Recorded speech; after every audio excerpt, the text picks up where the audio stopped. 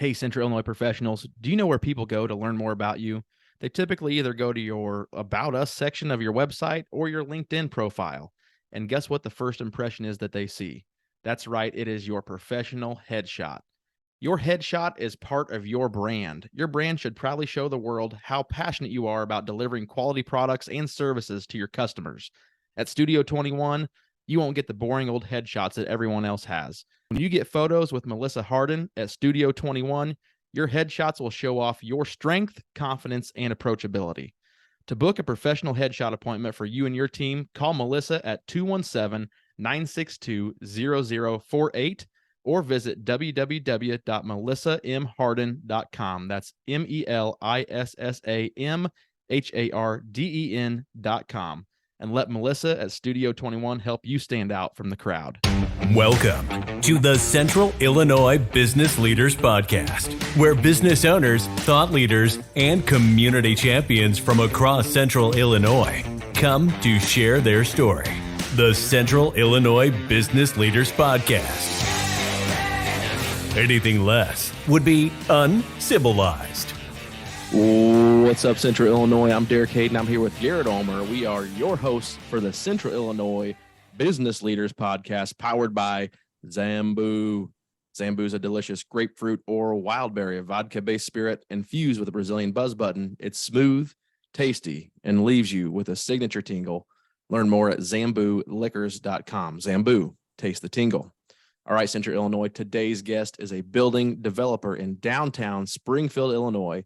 He's also a sales manager for Stryker Medical. Ladies and gents of Central Illinois, please welcome David Lee. How are you doing, David? Doing great, guys. How are you? Doing good. Awesome. Yeah, we're pumped. So for you listeners out there, we are fresh off the Christmas break, recording early in the morning. So we've got David here to get us out of the 4-day break funk, and we're getting ready to just kick it off. So David, appreciate you joining us. Before we get into your story, I'm going to pass the mic over to Garrett, and he's going to take you through our speed round questions. Yep. Kind of like we spoke about before, we've got 6 questions. If you can answer them under 60 seconds, you win the $1 million prize. So I hope you've studied up and are ready to roll. Let's do it. All right. First concert you ever attended? Oh, man. I think it was Luke Bryan at Accounting. I like it. There you go. Favorite movie? I got to say Christmas Vacation, because I just watched it like 6 times over this holiday break. So. I hear you. My wife, if we do not watch that before Christmas, she is upset. So it's one of those things that we have to sneak in before Christmas every year. Favorite ice cream flavor? Ooh, I'll go cookie dough. Oh, there you go. That's my favorite. iPhone or Android? iPhone. Favorite social media platform? Instagram. Last but not least, why Central Illinois? It's home for me, and that means a lot. You only get one hometown. It's special. Yep, for sure. Perfect. Awesome. Well, you breezed through those pretty quick, David. No kidding. I think you won the mill. Yeah, he's ready for the podcast. Yeah. Well, David, Bamboo. Yeah, no good. Yeah, exactly. So appreciate you sharing that, David. What we'd like to do next is if you could share with our listeners your story. So you can take us back as far as you'd like, or start wherever you want. Bring us up to speed with where you are now and how you got there. Yeah, man. I'm born and raised in Springfield. I went to Springfield High School. Had a great experience there. Played sports. Went on to Augustana College. Played football and baseball, which is in Rock Island, Illinois. Then lived in the Quad Cities for a few years after graduation. Got into medical sales right out of school. With a company called Zimmer, which is a large orthopedic medical device manufacturer. Large company, definitely all around the world. So I was on a sales team there. And then it was a job that brought me back to Springfield with another medical device company. So I was on a flight. It's kind of one of those stories that, it just almost doesn't sound real, but not that it's anything crazy. I was on a flight back from Vegas. I was sitting next to a guy that worked for this company that I then started working for. He had never flown before, so he was talking my ear off. And we kind of connected that he was from the Iowa area. I was from Springfield originally, but living in Davenport. He said they were looking for somebody in Springfield to run the territory. Next thing you know, I'm working for them 2 weeks later, moving back to my hometown. Never really thought I'd move back. Kind of thought I'll go on to the big city, maybe Chicago, Denver, wherever. The opportunities, you kind of think as a young professional that there are a lot of opportunities in these other bigger cities. So I moved back to Springfield. I was about 26, had this territory, and then moved on to who I work for now, which is Stryker, still living here. But part of my story really with moving back to Springfield is I actually loved it. And, there's a lot of maybe stigma about moving back to a hometown or moving back to Central Illinois. And I've just been really blessed. And I think there's so much opportunity in Central Illinois. And there's something special for me, at least, about coming back to your hometown, kind of being a part of the business community, part of the redevelopment of downtown Springfield, for me in particular. That's really meaningful. I enjoy it. And I think there's way more opportunity than people think about. Very nice. Agreed. I think that most of the time you can make something of the area that you're at. If you want to, you can either, be upset about it and complain, or do something to help the situation, Yeah. So good for you. Yeah. So you are a building developer. Tell us a little bit about how you've gone about developing buildings in downtown Springfield. Yeah. So when I moved back, and so I lived in like a loft in downtown Davenport, which, if you guys are familiar, somewhat similar size to Springfield. And there's a lot of redevelopment happening when I was living there, and walked to the downtown amenities. And when I moved back to Springfield, I was like kind of comparing the two, and we seem to be a little bit behind.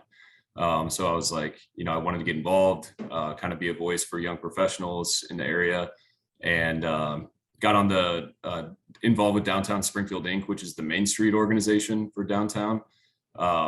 And just kind of volunteered, was on a couple of committees, talking about development and those sort of things. And just kind of fast forward, I started this thing called Momentum on Main Street that we just kind of created based on a program that was similar in Peoria.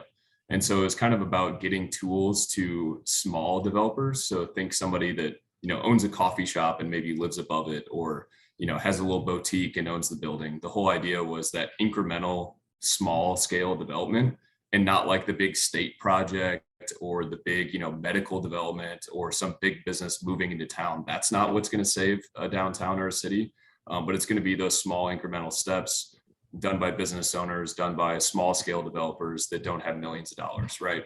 So our whole idea was to get those people in the same room, get them collaborating, give them tools, and hopefully, knock out some of the hurdles or perceived hurdles, because there's certainly a lot of perceived hurdles, especially in downtown. It's just more complicated, people think, down there. So we did that, and we had this like really good community going, and then COVID hit. And, everybody's dealt with that, and it kind of shut things down. What we were doing there, we hosted events, had great turnouts, all that. It was really fun.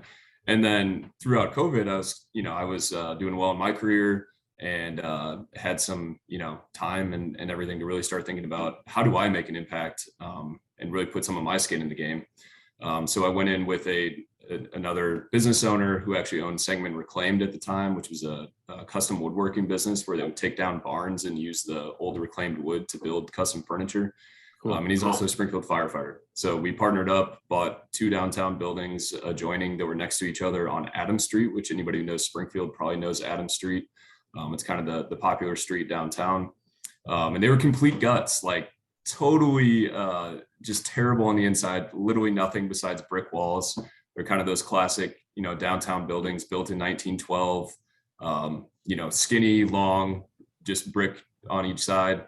And there was nothing in it, like no plumbing, no anything that hadn't been occupied or touched probably in 50 years, if I had to guess. I don't know. Wow. My partner, Brian, almost got his head taken off by a pigeon when we were walking through them. Like there's pigeons living upstairs. It was pretty bad. It was pretty ugly. And to be honest, it was, really a huge project to take on. Sounds like. Yeah, but it was a lot of fun. And, we kind of just got to the point now after about a year really of kind of going through the, planning process, working with architect, working with the city, everything that goes into, redeveloping a building downtown, and got those business, tenants signed up, businesses, which they were new women-owned businesses to go in there. One is a boutique, and one is a wine bar, which is really adding to the kind of diversity of downtown, which is great. And just amenities and attractions, because that's what people want. And we got them open right before Thanksgiving of this year, 2022. It was quite a process, but yeah, it was a ton of fun, and learned a lot in the process as well. That's very cool. Yeah, I'm sure there had to have been. So did you guys do a lot of the renovations yourself, or did you hire contractors? Yeah.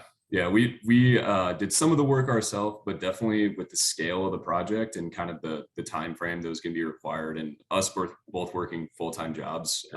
We did hire out most of the work. Gotcha. Did some of the demo stuff ourselves. Did some of the light work. But I mean, I don't know about you guys. If you guys are like Mr. Fix-It home guys, No. I'm really not. Like, I probably did more work on this building than my own house. But yeah, it was really fun. And, there's so much complexity that goes into that, and the inner workings of, a city. And we had to upgrade the water lines and, the water service into the buildings. Like, it hadn't been touched since 1912, the infrastructure. Wow. So just a lot of weird things, and, you uncover, and so many little challenges and everything, but perseverance and keeping going is the key. I'm just Very cool. imagining the story of what kind of bird was it? It was a pigeon. Yeah. It makes me think of Great Outdoors when the bat is in the house and him, Yeah. they're in there trying to get. Oh, don't say bats. That's too soon. That was also Nice. But that's so part of the reason we did this, though. Like, I mean, of course, do you want a financial return on your investment? Of course, right? That's any smart business owner is gonna think about that and work for that. But for us, really, is like, this is our hometown. We know, or I'm saying I'm speaking for him. I'll talk for myself here. I know that for me, an area to be thriving, in my opinion, needs like a thriving city core and a thriving downtown. That's Sure. where the culture is. Probably the business activities, the history, which in Springfield is abundant, right? Like, all the state jobs are down there. The capital, the old state capital, the Lincoln sites. Everything is kind of centered there, and that's where you think the most vibrant activity would be.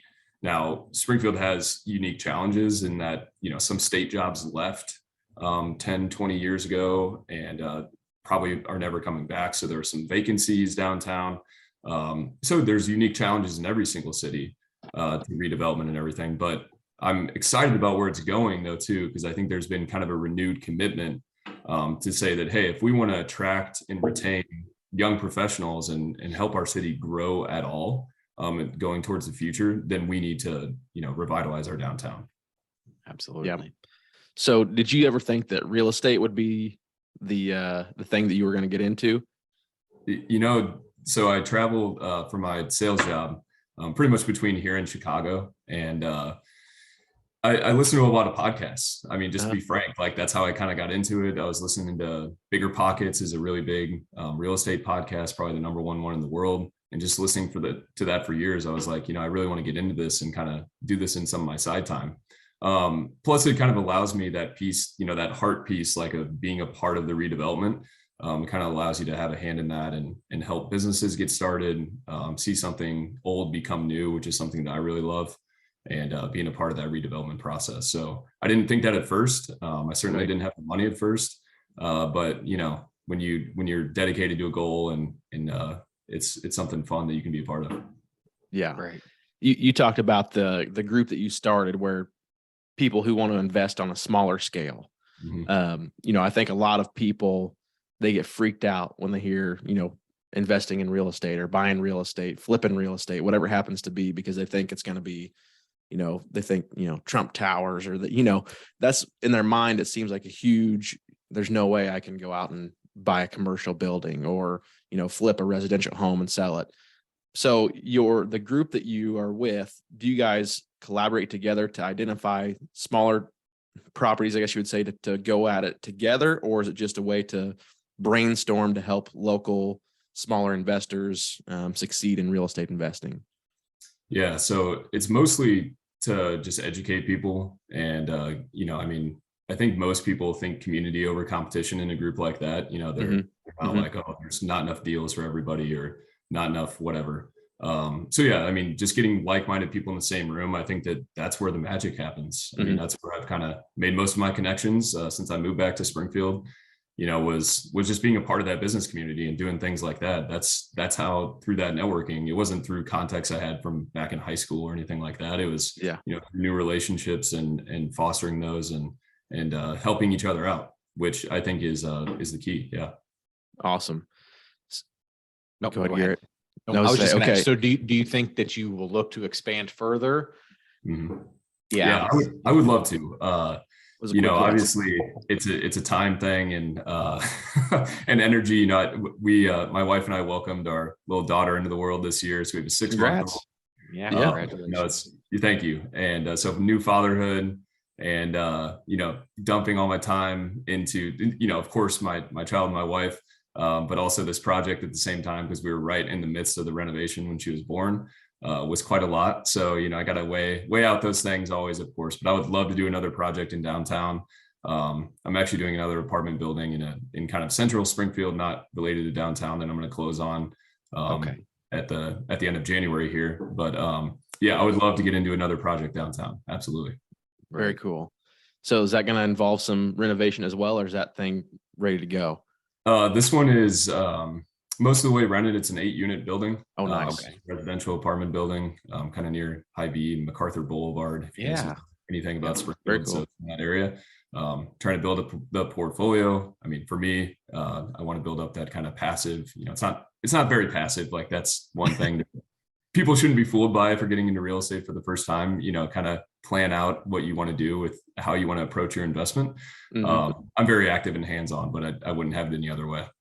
Cool. Nice. So you do it yourself. You don't really have a property manager managing it for you. You're the guy. If there's you know, when I get to a scale that I want to see, I would probably do that. But you know, you kind of want to get to, you know, people use different metrics, but so you know, you can't really put anything on it, but you want to get to a certain scale where it makes sense, basically. Yeah, absolutely. What's up, Central Illinois? You know what you all need? You all need some CIBL podcast swag. And thanks to our newest sponsor, Jedco Sales, you can now find our swag at CIBLmerch.com. You can find t-shirts, sweatshirts, polos, hats, and more, all classically adorned with our famous CIBL podcast logo. If you want to represent and support your favorite podcast, check out CIBLmerch.com. That's CIBLmerch.com. If you like our store, you can also build your very own business swag store with the help of Jedco Sales in Effingham, Illinois. Jedco is owned by previous CIBL guests, Andrew and Laren Dial. They've set up a special discount offer for CIBL guests and listeners to set up your very own custom branded swag store. You can now offer branded apparel to your employees, customers, and fans, and Jedco will fulfill all the orders for you. Contact Jedco at sales@jedcosales.com. That's sales@JEDCO sales.com, and tell them that Garrett and Derek sent you. Let Jedco help you get noticed. Yep. So you mentioned you played some football in college then. If I remember right, were you a quarterback? I did play quarterback. Yep. Okay. Yep. There you go. So tell us about your football career. I know you said Augustana, but tell us a little bit about, I mean, did you break any records up there, or, you know, how many touchdowns did you throw for? Oh man. Did Tom Show lead you on this? A little bit. He keep me in on a little info. Yeah. So I was fortunate to be able to play, which was the fun thing about Division III. You know, Springfield High, we were, to be honest, we weren't very good when I was there. We were kind of just starting a little bit of a renaissance in the program. Coach got hired when I was a junior in high school, and we improved steadily. But yeah, I felt like I was under recruited. Of course, I think everybody does. And you know, thought about walking on and at a larger school, you know, Division I school, had a lot of opportunities with that, but ultimately chose to go to Augustana and play football and baseball because I was pursuing a baseball career as well as a pitcher. You know, it's all about the arm. There you go. And, I tore my labrum in my throwing shoulder. I started my sophomore year in football at quarterback. In the second to last game of the year, I tore my labrum. That ended my baseball career. But yeah, I was able to start for 3 years. I did set most of the passing records at the school. The cool thing was, you know, very unique to Augustana was we had a former NFL MVP that went to Augustana, Ken Anderson. Really? Oh, wow. Okay. I wasn't aware of that. So I mean, we're younger people that are, you know, like our dad's age, which probably remember Ken Anderson. I think he was an MVP in like 1970, 1974, something like that, played in the Super Bowl for the Cincinnati Bengals. And he went to Augustana from Batavia, Illinois. And he was Big Ben's coach for the Pittsburgh Steelers, quarterback coach for many, many years. And he actually came back to Augustana for the first time when I was there because he had a long coaching career in the NFL. And so obviously he was always coaching. And he hadn't been back. And one funny thing is that guy still had a cannon. Really? Like 65 or whatever, 70 maybe. And he played catch because he was a little upset that I broke his records. Awesome. So he was, he's a competitive guy. Sure. And, we threw the ball around a little bit, and I mean, he could still sling it, man. It was that's awesome. impressive for being like 70 years old. That's great. But it's cool meeting him, and he was a down to earth guy, and played in a couple golf tournaments with him for like football reunions, and just an awesome guy with a super impressive resume. So that's cool. Yeah, that's just going to show you those competitive juices don't shut off. You know what I mean? Absolutely. Yeah, he was chosen in the second or third round in the NFL draft out of Augustana. That's nuts. So that's awesome. That's almost unheard of. Yeah. So do you feel like you took some of the things that you learned playing college sports and are able to apply those to, your current roles as a sales manager for Stryker and developing downtown Springfield? Yeah, absolutely. So, I was a captain of most of the teams I played on, and including in college and everything. And you have, 100 plus guys from different backgrounds, different areas. And, downtown Springfield obviously is, diverse and unique, like probably more so than any other spot in town, right? It's the city core. There's a lot of different things going on. And you deal with a lot of people, going through the development process. We went through a TIF process, which I don't know if you guys are familiar with that, but it involves, a city council vote and getting some city funding. It was for that water infrastructure project that I was mentioning. You're dealing with a lot of different personalities. So, kind of dipped into a little bit of the politics of it, and just navigating all the processes. You deal with so many different personalities, people that, may or may not understand your challenges. So, I think in business, like the whole just getting along with people and dealing with different people and helping, of course, in sales, helping them, see their challenges and how you can provide a solution or vice versa, is key. And communication is a big key to that. Yeah. That's great. Man, that's pretty cool. We've never had a record holder. Now, we did have a national champion on the podcast with Seth Zeller. He was on the basketball team that won the national championship at Illinois Wesleyan. So now we've got that's Augustana's biggest rival. Is it really? This would have been in 97, like 97-ish was. Yeah, I want to say it was in the 90s, somewhere in there. Mid to late 90s. So, man, we've got some all-stars on the podcast now. So sweet. Yeah. Well, that's very cool, David. That's a good story. So we'll finish up here. Tell us a little bit about your role at Stryker Medical. Yeah. Well, the cool thing about Stryker, I don't know if you guys know anything about the company. It's a super large, Fortune 200 medical device manufacturer. Everything's made in the U.S., made in Kalamazoo, Michigan at the corporate headquarters. And one thing that's really cool is, our mission statement at Stryker is making healthcare better. It's that simple. And there's a ton of different divisions at Stryker, from orthopedic implants, like a knee implants. That's what I used to do. Now I sell life-saving medical equipment to pre-hospital EMS. So think like an ambulance company or a fire department, the cardiac monitors they use and that they would shock somebody back with from a heart attack, automated CPR devices. So really fun equipment to sell to these people because it helps them do their job and it helps them save lives. So it's really fun. It's a huge impact in the community. Like I deal with a lot of volunteer departments where these people work a full-time job, and then, they get a 911 call and they go out, from their bed at 3 a.m. to go save somebody's life. And our equipment helps them do that and helps them take care of the community. So it's a super rewarding job, and I really love it. And it helps me, help people make their community better, which is what I love doing in my community. So it's pretty cool. Yeah. That is now, cool. do you cover a fairly large radius, or how large an area do you cover then? Yeah, basically I-72 to I-80 kind of roughly is my territory. I've covered all the way down to Cairo, to the tip of the state. At certain points, our territories always change and unfortunately get smaller every year. But that's kind of the way of, the corporate sales environment. But yeah, it's really fun. And, I love what I do. It's fun. And I get to, kind of do these other things on the side as well that I've taken up. So it's a really good arrangement. Yeah. Awesome. That's cool. So I'm going to jump into the sales, put your sales hat on here. Yeah. So how do you go about selling this equipment to your customers and prospects? Is it phone calls, in-person visits? How do you do it? Mostly in-person visits. Most people are familiar with Stryker. I mean, it is the industry leader. So, we have great equipment. We're confident in that. And we know that, we can kind of solve their challenges and make their lives better. So one of the big things in EMS is those workers, think about people lifting people all the time. And unfortunately, our population is getting bigger. We have devices that help them do that because they get hurt on the job quite a bit. So that's a fun one to sell. Obviously, our like automated CPR devices. I don't know if you guys have ever to do CPR. I hope you haven't. It's very tiring. And you do it for more than 2 minutes and you're not doing effective CPR. And the responses that people get from 911 calls with people going out is very limited.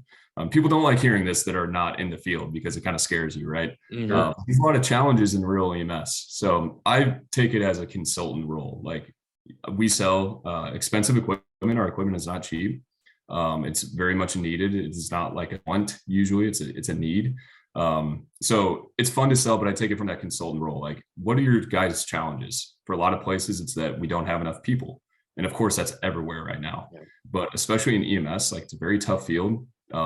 They're not paid like they should be, and they're doing life-saving work, right? So let me help you get that equipment that you guys need, and be your advocate. There's a lot of federal funding sometimes, and especially through COVID, there's been a lot of that. So I kind of almost acting as an advocate for sometimes a lot.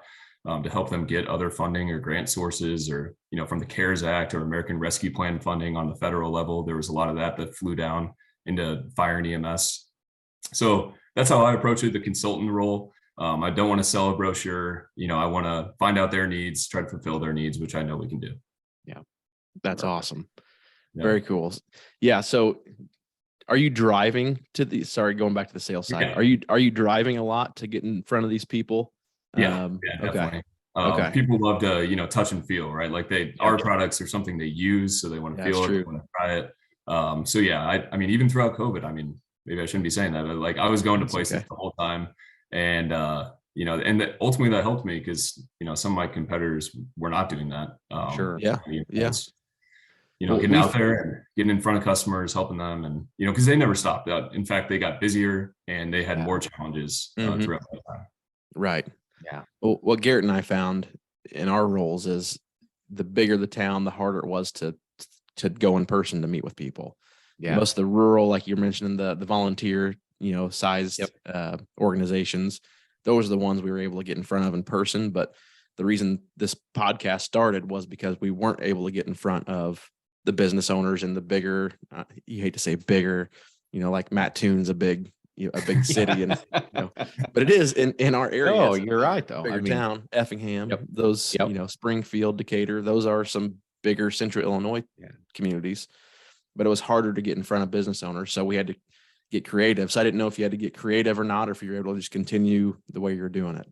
Yeah, it was a little bit of creativity, and I mean, actually, Decatur Ambulance, you guys are probably familiar with them because it's your area, or did, or I don't know.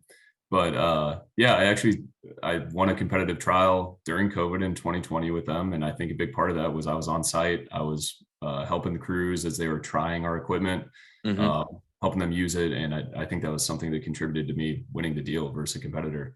But yeah, Decatur, very familiar with the area for sure. Awesome. Very cool. Well, a few more questions, and we're actually pretty close to the 30-minute mark, David. So you said you're a big podcaster. Bigger Pockets was one of your top ones. Any other podcasts you would recommend to Garrett and I and the listeners? Yeah, I really like Ed Milet. I don't know if you guys know him. He's kind of I'm big into the personal development stuff and fitness. And I also listen to Real AF with Andy Frisella. I don't know if you guys know. So I'm actually doing 75 hard right now. Oh, cool. Good for you.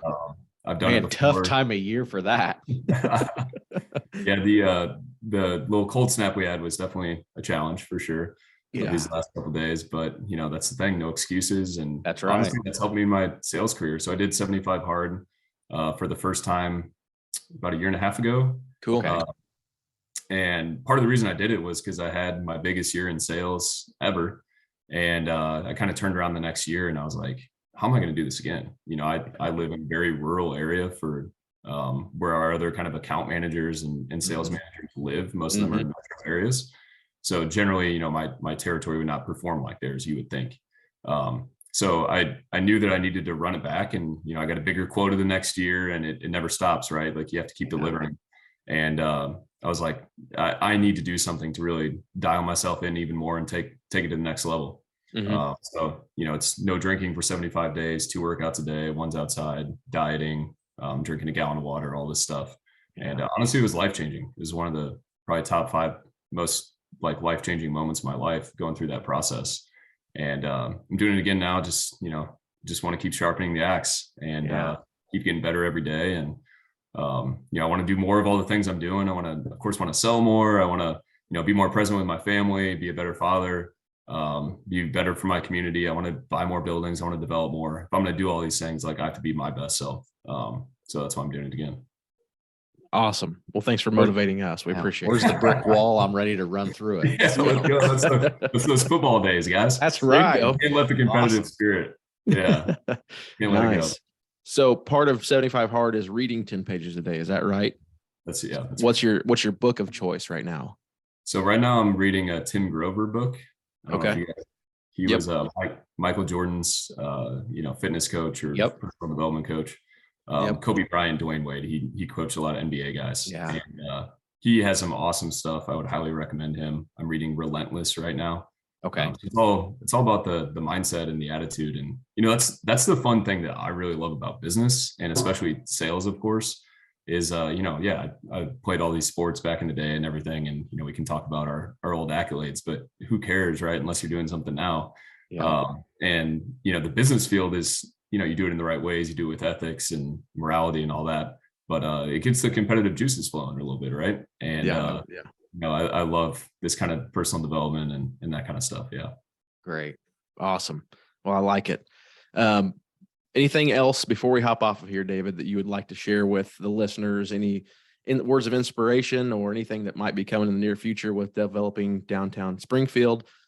If not, you can tell me to shut up and we'll keep going. No. I mean, I could talk about this stuff all day. I love this. So thanks for having me on, guys. Great. But I would just really encourage people, to kind of like think locally. I mean, that's kind of a big movement with support local, shop local, invest local, all this stuff. Like it really does matter. And I don't know about you guys, but like corporations getting bigger and bigger, I don't think is maybe the best thing. How much more juice can we squeeze out of the, proverbial apple or whatever? So really encouraging people just to like invest in their local community. And I know that this listener base is probably business owners, just kind of encouraging them, like, this is your home, not only to expand and, do well in your business, because that's your obligation actually, but to also get involved, maybe do some of this development work that's hard, like buying a downtown space. The reason I did it is because I want to see Springfield be a better place to live. And I want to help attract like the next generation, like myself, to this community. Otherwise, if we're not growing, we're dying, which unfortunately, the statistics in Illinois say that, we're doing a little bit of the dying part. So doing your part, I think, is very important to that. Yeah. Right. Awesome. Well, thank you, David. Stick around after we hit the stop button and I'll ask you, I have a few questions for you. So, all right. But until then, hey, all you listeners, make sure you are subscribing to the CIBL podcast on your favorite podcast platform. While you're listening, give us a quick review. You can also find us on social media, mainly on LinkedIn and Facebook, and you can connect with Garrett and I there as well. Until next time, David, you've officially been civilized. Thanks for coming on the show, man. Thanks, guys. Thanks. Thank you for listening to this episode of the Central Illinois Business Leaders Podcast. You can find us on Facebook at facebook.com/CIBL podcast. You can also follow us on LinkedIn. Don't forget to subscribe and leave us a review. It's the civilized thing to do. What's up, Central Illinois business owners? We know that insurance and employee benefits are one of the most expensive, confusing, and frustrating hurdles that you face in your business today. Garrett and I work with Central Illinois businesses to create insurance and risk management programs and employee benefit solutions that reduce risk, enhance your business, and maximize your profitability. Head to CIBLinsurance.com to learn more about insurance solutions that are specifically designed for your Central Illinois businesses, and to watch our educational videos about work comp, employee health insurance, commercial insurance, and other insurance products to help your business go to the next level. Go to ciblinsurance.com. We'll see you there.